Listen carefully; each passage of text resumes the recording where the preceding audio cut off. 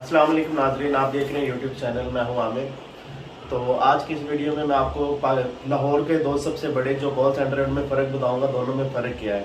एक है आईबैक्स और एक है माइंडब्रिज। माइंडब्रिज और आईबैक्स में क्या फ़र्क है, उनकी पॉलिसीज़ कैसी हैं और आईबैक्स की पॉलिसीज़ कैसी हैं, आज की इस वीडियो में हम इसी पर बात करेंगे।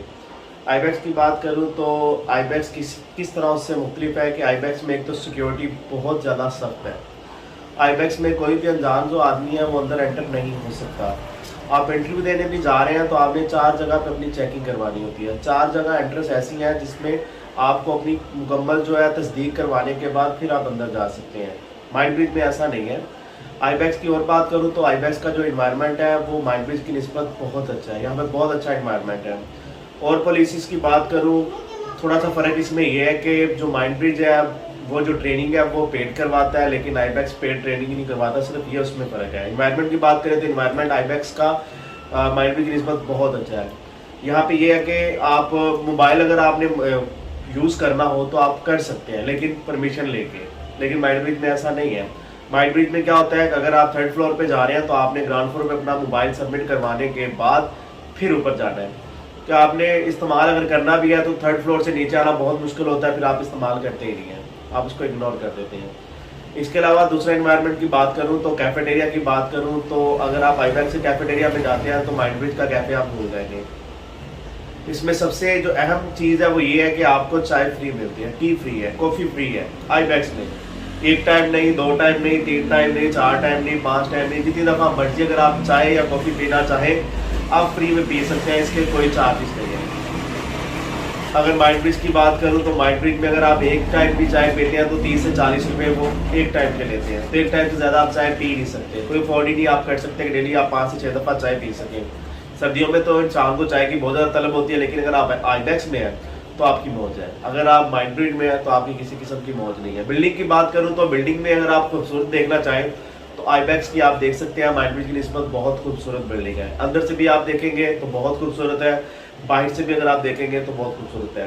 पार्किंग एरिया की बात करें तो पार्किंग एरिया भी जो आईबैक्स का अपना बहुत बड़े रकबे में मौजूद है। इसके अलावा उन्होंने खेल के लिए एक मैदान भी बनाया हुआ है आईबैक्स ने। आप वहाँ पे थोड़ा सा इंजॉयमेंट भी कर सकते हैं, लेकिन माइंडब्रिज में ऐसा नहीं है। वो एक जेल कहलाता है, जेल है। अगर आप अंदर चलेंगे या तो सिर्फ आपने अपनी ड्यूटी पूरी करनी है और बाहर आ जाना है, बस। इसके अलावा कोई वहाँ पे ऐसी एक्टिविटी नहीं है जिससे आपको कोई इंजॉयमेंट मिल सके। लेकिन आईबैक्स एक ऐसा है जो हर महीने डिफरेंट किस्म की एक्टिविटीज़ रखता है जिसमें आप इंजॉयमेंट काफ़ी ज़्यादा कर सकते हैं। तो ये इन दोनों में फ़र्क है। इसके अलावा आईबैक्स एक बिल्डिंग पे नहीं है, आईबैक्स की 3 बिल्डिंग हो चुकी हैं। आप देखेंगे साथ साथ आप 3 बिल्डिंग है, इनके नाम ibex 1, ibex 2, ibex 3, sorry 4 building है। एक आईबैक्स 2.5 भी है कि उन्होंने इतनी तरक्की कर ली है कि उन्होंने अपनी मजीद 4 शाखें एक ही जगह पे बना ली है। लेकिन माइंडब्रिज अभी उतनी ही हदूद में जो है उसकी एक ही बिल्डिंग है। हाँ, उसने अभी दूसरी बनाई है कोटलापा इंडस्ट्रियल एरिया में, लेकिन वो भी एक जेल ही कहलाता, बहुत बंद एरिया, ओपन एरिया नहीं है। आप ओपन माहौल में रहते हैं तो आप अच्छे से काम कर सकते हैं। अगर आप बंद माहौल में रहते हैं तो आपके काम करने में आपको बहुत सी मुश्किलात होती हैं। तो ये इन दोनों में फ़र्क है। इसके अलावा आप देख सकें जो आईबैक्स है ये मेन रोड पे मौजूद है, ठोकर पे, ज़्यादा दूर नहीं है। आप कहीं से भी अगर आते हैं तो आप बस इजीली वहाँ पे पहुँच सकते हैं। अब जो माइंडब्रिज की बात करूँ तो माइंडब्रिज शिमला पहाड़ी के पास मौजूद है, लेकिन थोड़ा सा आसान है, इतना ज़्यादा मुश्किल भी नहीं है। लेकिन आईबैक्स की निस्बत बहुत मुश्किल है कि अगर आप ओरिजिनल ट्रेन पे भी जाते हैं तो अगर आप स्टेशन पे उतरते हैं तो आपको काफ़ी आगे पैदल चल के जाना पड़ता है। लेकिन जो आईबैक्स है अली टाउन स्टेशन के साथ ही मौजूद है। सफरी सहूलियात भी आपके लिए बहुत अच्छी है कि कहीं भी लाहौर के किसी भी एरिया से अगर आप आना हो तो आप आईबैक्स में बहुत आसानी से पहुंच सकते हैं। तो आज की वीडियो में इतना ही। इंशाल्लाह मिलेंगे नेक्स्ट वीडियो में, तब तक के लिए अल्लाह हाफिज़। सर थोड़ा सा हमें मुझे बता दें 1 मिनट के लिए कुछ और।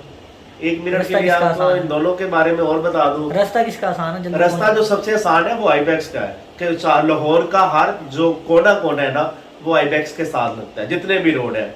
ठोकर जो मेन शहर है लाहौर की, ठोकर को सारे ही रास्ते लगते हैं। तो ठोकर पे आना आसान है निस्बत इसके कि आप शिमला पहाड़ी जाएं। शिमला पहाड़ी सिर्फ आप ऑरेंज लाइन ट्रेन के साथ सकते हैं, ऑरेंज लाइन ट्रेन जहाँ जहाँ से गुजरती है। बाकी अगर आपको जाना हो तो आपको बहुत लंबा चक्कर पड़ता है। इसलिए आईबैक्स ठोकर वाली लोकेशन उसके लिए बहुत अच्छी है, क्योंकि जितने भी लाहौर के जो रास्ते हैं ना ठोकर को लगते हैं। कि ठोकर पे अगर आपने आना हो आप स्पीडो में आना चाहें तो उसमें आ सकते हैं। इसके अलावा ऑरेंज लाइन में आना हो तो उसमें भी आ सकते हैं। बहुत आसान है, आप लाहौर के किसी भी कोने में से आईबैक्स आना चाहें तो ये आपके। इसके अलावा आईबैक्स सालाना एक्टिविटी रखता है स्पोर्ट्स के वाले से भी, उनके स्पोर्ट्स के मैचेस भी होते हैं, तो काफ़ी ज़्यादा एक्टिविटी रहता है जिसमें आप काफ़ी ज़्यादा इंटरटेन होते हैं। इसलिए ज़्यादातर जो लोग हैं वो रुख करते हैं आईबैक्स का, बजाय इसके कि वो माइंड ब्रिज है। तो ये दोनों में फ़र्क था। तो चला नेक्स्ट वीडियो में मिलेंगे, तब तक के लिए अल्लाह।